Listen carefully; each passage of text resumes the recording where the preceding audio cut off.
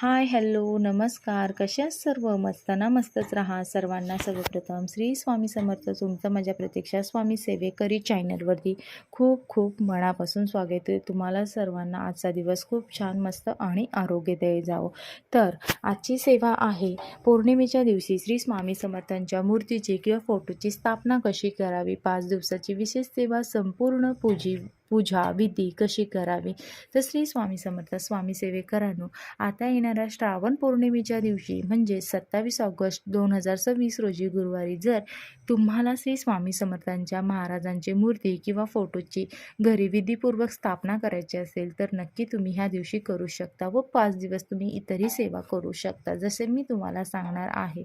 तर आज मी तुम्हाला अगदी सुरुवातीपासून शेवटपर्यंत सांगणार आहे की मुख्य दरवाजाची सेवा कशी करायची आहे, स्वामींच्या हळदीचं लेपन कसं करायचं आहे, म्हणजे दरवाजाला हळदीला जे लेपन केलं जातं ते कसं केलं जातं, मूर्तीचा अभिषेक कसा करायचा आहे आणि श्री स्वामी समर्थांची स्थापना कशी करायची आहे व कोणता दिवा लावायचा आहे, कोणते पठण करायचे आहेत किंवा नैवेद्य कसा दाखवायचा आहे, हे पुढील कोणते 5 दिवस तुम्ही कोणत्या सेवा करू शकता. तर अस्मिताताई तुमच्यासाठी ही विशेष सेवा आहे व इतर सेवेकरांनाही जर ह्या सेवेचा लाभ घ्यायचा असेल तर नक्की तुम्ही ही सेवा करू शकता.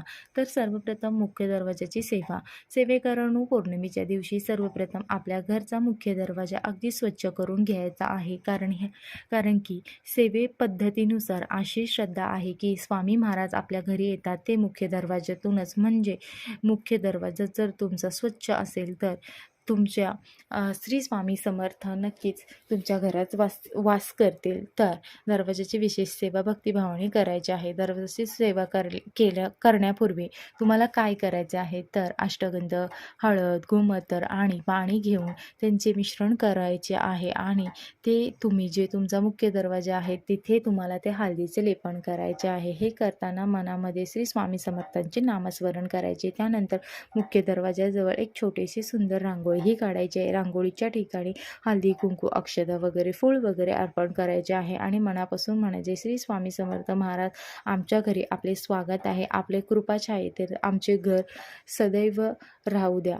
आणि दुसरं, तुम्हाला आता श्री स्वामी समर्थांची मूर्तीची जी तयारी आहे, जी काय करायची आहे ते मी तुम्हाला सांगणार आहे. आता आपल्या घरातील स्वच्छ पितळाचे जे छोटे ताट असेल ते घ्यायचे. त्या ताटामध्ये श्री स्वामी समर्थांची मूर्ती ठेवायची. मूर्तीला सर्वप्रथम स्वच्छ पाण्याने अभिषेक करून घ्यायचे. अभिषेक करताना घाई न करता हळूहळू म्हणायचे, श्री स्वामी समर्थ, श्री स्वामी समर्थ.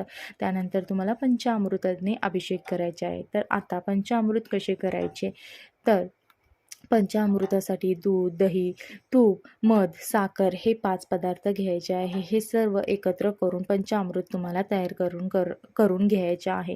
त्यानंतर पंचामृत एका स्वच्छ वाटेमध्ये घ्यायचे आणि त्यामध्ये एक चमचा ठेवायचा आहे. आता त्या चमच्याने हळूहळू श्री स्वामी समर्थांच्या मूर्तीवर पंचामृताने अभिषेक करायचा आहे आणि अभिषेक करताना सतत श्री स्वामी समर्थांचे नामस्मरण करायचे. श्री स्वामी समर्थ, श्री स्वामी समर्थ, श्री स्वामी समर्थ असं भक्तिभावाने पंचामृताने अभिषेक पूर्ण करायचा आहे.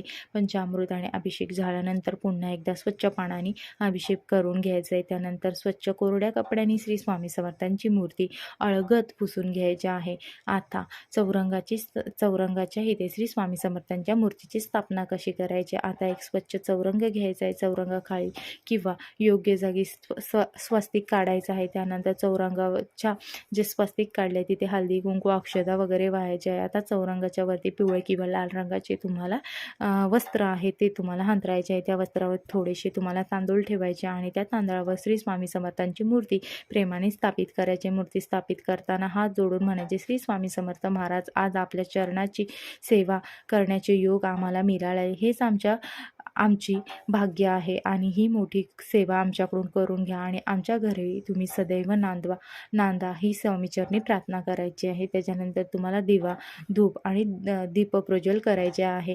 तर आता श्री स्वामी समर्थांच्या समोर तुम्हाला तुपाचा दिवा लावायचा आहे. दिवा लावल्यानंतर अगरबत्ती, धूप आणि कापूर लावायचे आहे. देवघरात प्रसन्न वातावरण निर्माण करणारे आणि श्री स्वामींचे जिथे तुम्ही स्थापना केली आहे तिथे प्रसन्न वाटण्यासाठी तुम्हाला ही सेवा करायची आहे. आता तुम्हाला तुम्हाला पठण आणि स्तवन काय करायचे. ह्यानंतर आपण श्रद्धेने श्री सूक्त, पुरुष सूक्त, तारक मंत्र आणि श्री स्वामी समर्थांचे स्तवन म्हणायचे. त्यांना त्यांना हे पठण स्वतः करता येत नसेल त्यांनी स्वतः करावे आणि जर त्यांना करता येत नसेल तर तुम्ही यूट्यूबवरती किंवा फोनवरतीही तुम्ही लावू शकता. ज्यांना पठण नसेल त्यांनी पुस्तकात तुम्हाला ज्यांना पठण करता येईल ते पुस्तकातही वाचू शकता आणि ज्यांना स्वतः वाचणे शक्य नसेल त्यांनी भक्तिभावाने ऐकूही शकतात. त्यानंतर श्री स्वामी समर्थांची आरती घ्यायची आहे. घरातील सर्व सदस्यांनी शक्य असल्यास ह्या सेवेचा लाभ घ्यायचा आहे. ज्यांना सकाळची पूजेमध्ये सहभागी होता येत नसेल त्यांनी संध्याकाळी आरतीच्या वेळी आवर्जून उपस्थित राहावे. आरती तुम्ही पुस्तकात वाचू शकता किंवा स्वतःही म्हणू शकता किंवा उपलब्ध असलेल्या मोबाईल किंवा यूट्यूबवरूनही ऐकून तुम्ही भक्तिभावाने सहभाग होऊ शकता. आता नैवेद्य. आता येथे अत्यंत महत्त्वाचा भाग म्हणजे नैवेद्य. तर सेवेकरांनो, आपल्या घरामध्ये त्या दिवशी जे काही सात्विक अन्न बनलेले असेल ते आपण श्री स्वामींना नैवेद्य म्हणून दाखवू शकता. ज्यांना शक्य असेल त्यांनी पुरणपोळीचा नैवेद्य करावा. तसेच बेसनाचे लाडू देखील नैवेद्यामध्ये ठेवू शकता. पुरणपोळी किंवा बेसनाचे लाडू श्री स्वामी समर्थांना अतिप्रिय असल्याने भक्ती परंपरेनुसार हेही मानले जाते. तर तुम्हाला शक्य असेल तर तुम्ही हे करू शकता. पण प्रत्येकाला हे करणे शक्य असेलच असे नाही. त्यामुळे ज्यांना पुरणपोळी किंवा लाडू करणे शक्य नसेल त्यांनी आपल्या घरी त्या दिवशी जे सात्विक अन्न बनलेले असेल त्याचाही तुम्ही नैवेद्य श्रद्धेने दाखवू शकता. देवांसाठी मोठेपणा पदार्थ हे महत्त्वाचे नाही तर फक्त भक्ती महत्त्वाची असते. नैवेद्य दाखवण्यापूर्वी त्यावर तुळशीपत्र ठेवायचे. त्यानंतर नैवेद्य भोवती पाणी शिंपडायचे आहे. ह्यासाठी जो मंत्र आहे तो मी तुम्हाला ह्या व्हिडिओच्या डिस्क्रिप्शनमध्ये दिलेला आहे व तुम्ही तो मंत्र म्हणू शकता. मंत्र म्हटल्यानंतर श्री स्वामी समर्थांना नैवेद्य दाखवायचे आहे. काही वेळा श्री स्वामींसमोर शांतपणे बसायचं आहे. नामस्मरण करायचे, मनापासून प्रार्थना करायची आहे. आता संकल्प. आता ह्या सेवेचा संकल्प करूया. हातावर थोडे पाणी आणि अक्षता घेऊन श्री स्वामी समर्थांच्या मूर्तीसमोर हात जोडायचे आणि म्हणायचे, हे श्री स्वामी समर्थ महाराज, आजच्या ह्या पवित्र पौर्णिमेच्या दिवशी मी आपल्या चरणी श्रद्धेने ही सेवा सुरू केली आहे. पुढचे 5 दिवस आपले मूर्तीचे भक्तिभावाने सेवा करण्याची हे संकल्पना करत आहे. माझ्या हातून हे सेवेमध्ये अजाणून काही चुका झाल्या असतील तर मला क्षमा कर. माझ्या घरातील सर्व सदस्यांना सद्बुद्धी दे. आमच्या घरामध्ये सुख, शांती, समाधान आणि सकारात्मक वातावरण राहू दे. आमच्या कुटुंबावर आपली कृपादृष्टी सदैव राहू दे. आमच्या अडचणींमध्ये आम्हाला धैर्य दे आणि योग्य मार्ग दाखव. माझ्या हातून सेवा पूर्ण होऊ दे आणि आपल्या चरणी माझी श्रद्धा सदैव कायम राहू दे. श्री स्वामी समर्थ महाराज, हा 5 दिवसाची सेवा संकल्प मी आपल्या चरणी अर्पण करत आहे. श्री स्वामी समर्थ संकल्प पूर्ण केल्यानंतर पाणी खाली सोडावे आणि पुढील 5 दिवसाची सेवा. आता सर्वात महत्त्वाची गोष्ट लक्षात ठेवा. पुढील 5 दिवस ही सेवा न चुकता करायची आहे. तुमच्या घरामध्ये दुपारी किंवा संध्याकाळी जे काही सात्विक अन्न बनवले जाईल ते सर्वप्रथम श्री स्वामी समर्थांना नैवेद्य म्हणून दाखवावा. नैवेद्य दाखवल्यानंतर आपण ते अन्न ग्रहण करायचे आणि नैवेद्य दाखवताना तुळशीपत्र ठेवायचे. अशी ही सेवा पद्धत ह्या पद्धतीने करायची आहे. म्हणजे पहिल्या दिवशी, दुसऱ्या दिवशी, तिसऱ्या दिवशी, चौथ्या दिवशी आणि 5व्या दिवशी 5ही दिवस श्री स्वामींची सेवा करायची आहे. सकाळी दिवा लावायचे, नामस्मरण करायचे आणि दिवसातील जे काही अन्न सर्वप्रथम श्री स्वामींना दाखवायचे आणि मग नंतर तुम्ही तो स्वतः प्रसाद म्हणून ग्रहण करू शकता.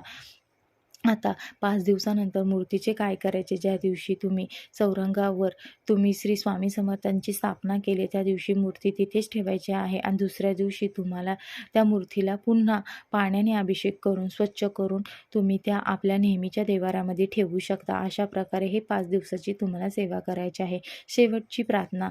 सेवेकरांनी ही सेवा करताना मनामध्ये एकच भावना ठेवा, स्वामी माझे घरी आले आहात आणि मी माझ्या परीने त्यांची सेवा करत आहे. घाई नाही, दिखावा नाही, फक्त श्रद्धा, प्रेम आणि स्वामींचे नामस्मरण. चला शेवटी आपण सर्व मिळून म्हणू, श्री स्वामी समर्थ, श्री स्वामी समर्थ.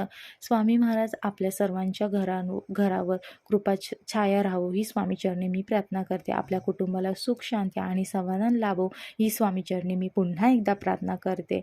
आणि हो, पुन्हा एकदा मनापासून श्री स्वामी समर्थ. जय जय स्वामी समर्थ.